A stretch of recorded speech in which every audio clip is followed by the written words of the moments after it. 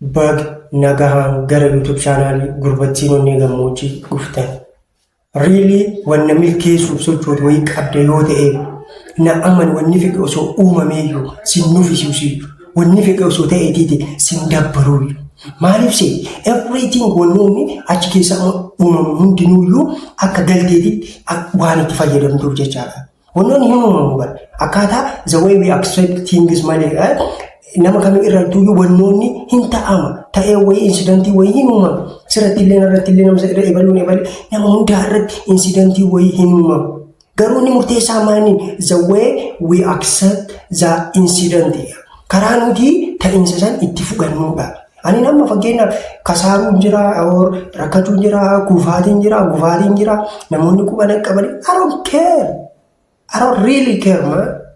Akka galteetiif fudhadhu wantoota sanneen akka galtee yookiin dhagaasi darbame tokko deebiteetiin fuuteetti darbuun qabdu. Dhagaasi darban san wali qocceetiin impaayirii kan kee gamoo kan kee ol ka'iinsa kan kee irra karaa ittiin geettu wanna itti ijaarrattu ta'uu qaba.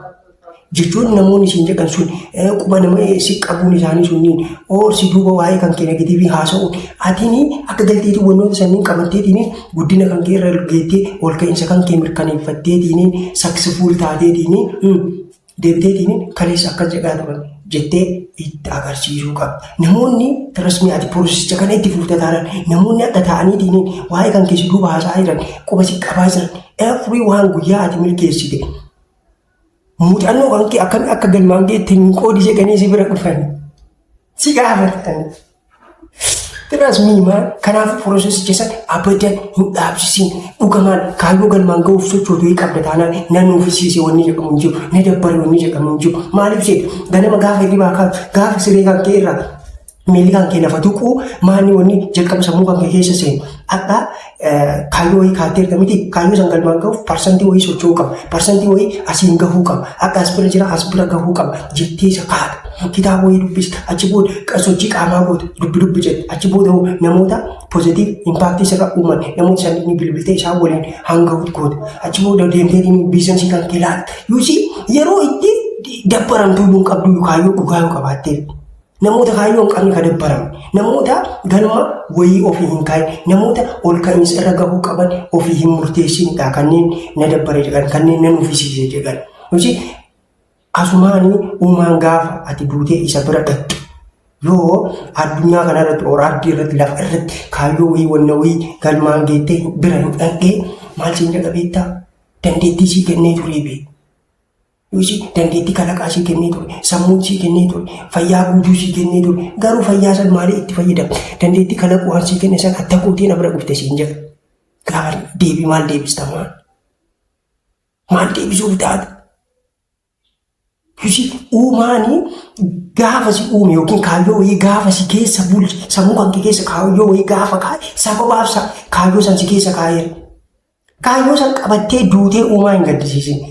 Kaayyoo uumaan sammuu kan kee keessa kaa'isanii kalaqa san gadi baasiitii lafatti hojiirra oolchiiti. Rakkina namootaa furi namootaaf rakkina isaanii furi atillee maallaqa irraa argadhu ol ka'iinsa kan kee karaa ittiin geedduun akka galteetitti itti fayyadamu. Uumaan sababa malee kaayyoo san laphee kan kee keessa hin kenneeyyu. Kanaafuu qabattee hin du'in gaafa ati duutu yeroo ati du'uuf lubbuun si keessaa boo'u dhiitatu. Maalinni goostiiwwan hedduutu si marsee hafuura hedduutu si marsee gaafata. Yookiin manfasiisa jettanii san jechaa qaba. Achi booda manfasoonni kunniin manfasii maalii seete yookiin hafuura maalii seete tokkoffaa hafuura kalaqaati. Yuusi hafuura uumaan kalaquu si kennee ramtee sammuu kan kee keessa ture. Because ati du'uuf deemaa arga waan ta'eef baay'eetiin siree ati irra qiqqeessataa jirtu bira taa'ee hafuuriin kalaquu maal siin jedha beektaa? Uumaan si waliin na uumee ture akka atiin gara hojiitiin na seensistu akka atiin lafa na buustu. Kalaqa akkasiin jedha hafuura kalaqaati. Achi booda dandeettiin ispoortii hojjechuu hafuurriin ispoortii dalaguu hafuurriin galma irra gahuu ammoo dhufeetiin uumaan beena waliin si uume. Ambee keessa kan kee ture. Ati garuu na arguu hin dandeenye. Ati garuu ana baastee lafa qabsiisteetiin ittiin ofii kan keetillee milkooftee rakkina namoota furteetiin uumaa anaaf sillee uume. Uumaa si keessan na uume illee gammachiisuu hin dandeenye. Kanaafuu gabbina kan kee irraa akka ka'ee ani fadillee wal qabanneetiin awwaala seenaarra siin jedhan hafuuronni sunniin dandeettiiwwan uumaan sii kenne sunniin maal? Yuusi dandeettii kanneen qabattee awwaalan seenin kan jedhuuf kanaan hafuurota kanneen osoo lubbuun ardii kanarra jirtu baasii itti fayyadamu. Gamoomaa yeroon sirrii isa kan akkaafat yeroon sirrii atiin itti jalqabu ture waggaa 5 dura ture. Waggaa 10 dura ture. Naagal anillee barfaqee jira.